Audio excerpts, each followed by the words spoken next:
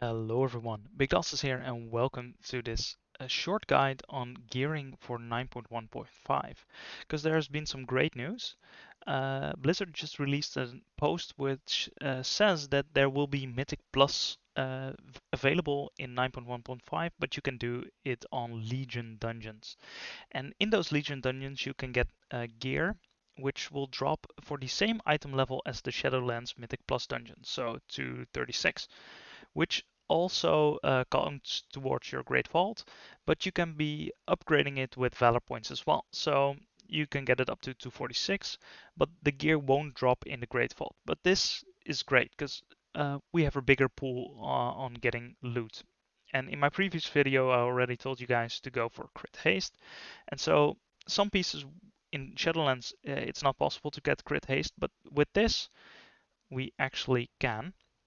So let's pick it up from here. For our headpiece, we can get a crit headpiece from a Blackrook Hold.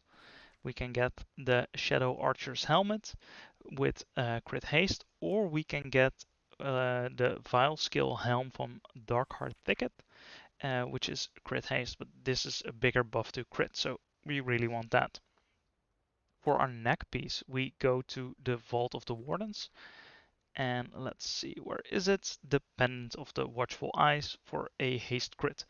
Otherwise, in Shadowlands, you will go for something like the Azure Venom Choker, which gives crit verse, but going for full crit and haste, this is possible now. The shoulders, you go to, let's see, the Vault of the Wardens again. For here it is, the shoulder guards of the Shunned Duty, haste crit, or you can go to Darkheart Thicket. No, sorry, not Darkheart Thicket, Neltharian's Lair, and you can go for the Skyhorn Mantle. For our back piece, we go to the Darkheart Thicket, and we go for this one, the Cloak of the Fading Echoes, and we can go to the Court of Stars. Let's see, this is one of the other dungeons that is available, and we can get the Cape of the Duskwatch, which also gives crit haste, which is very nice. Then for our chest piece, we go to, let's see, Neltharian's Lair again, and we go for this one, the Tunic of Screaming Earth. As you guys now can see, it's really a good idea to go to these dungeons in 9.1.5 to get better gear or get your stat distribution better. It's really something you should be doing, and well, it's also fun to go to these dungeons. For our bracers, we go to Darkheart Thicket, and let's see. Bracers, there they are. The crit haste ones, the Vile Skill bracers. That's what we want. Um, for our gloves, we don't really get any good gloves from the Legion dungeon, so for gloves, just stick with either the Grips of Overwhelming Beatings from Theater of Pain or the Hakari's Revenant Grips from the other side. For our belt, there is a really good belt that you can get here, and we get that from the Vault of the Wardens. Let's see. Belts. There it is, the Permafrost Wasteland. Crit haste. It's not possible to get this combination in Shadowlands, so if you don't have a 246 and higher item level belt, then this might be the one to go for. Uh, Guys, before we continue, if you like this video, then consider leaving a like. If you really like it, then consider subscribing. It helps me out very much. I'm still learning, I'm still getting the hang of this, and well, 9.1.5 promises to be a great patch and gives us the opportunity to swap between covenants and stuff like that. So I want to make a lot of content about that, but I really need your support and I also really need your feedback. So if you have feedback for me, please let me know. Then continuing on, lag pieces. There are no good lag pieces from these 6 Legion dungeons that we have. But for our boots, we go to the Vault of the Wardens again. And there's our 5 bosses here, of course, so there's quite some loot here. And we go for the Striders of Furious Flight to get again crit haste. Then for our rings, there are a lot of rings that we can go for. The first one is in Blackrook Hold. Let's see. There it is.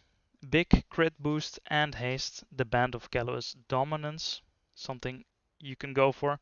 And if you want another crit haste ring, then you go to the Eye of Azara.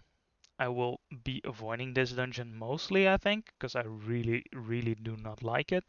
But maybe I'll give it a try. You can go for the Seal of the Najdar Empire for another crit haste. Um, Other rings that you can go for are also in this one, in this dungeon. Let's see, are they in this dungeon? The Band of the Yeah, there it is. Haste crit.